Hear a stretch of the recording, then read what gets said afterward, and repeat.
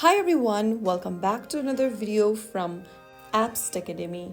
Today in this tutorial, I'm going to be guiding you through how to report someone on Signal application.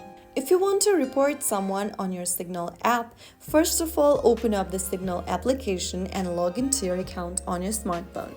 Once you're inside the home page, from the chat screen, navigate to the chat or message from the person you want to report and open it up. Now go to the top section and tap on the contact's name. Now, scroll all the way down from the contact's name and tap on Report Spam. You can then go ahead and either select Report Spam or Report Spam and block the contact. Choose any one.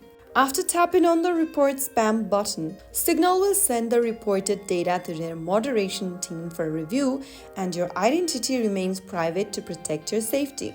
And that's how to report someone on Signal so that you can keep your chats safe and respectful. If you found the video helpful, don't forget to like, share, and subscribe to the channel.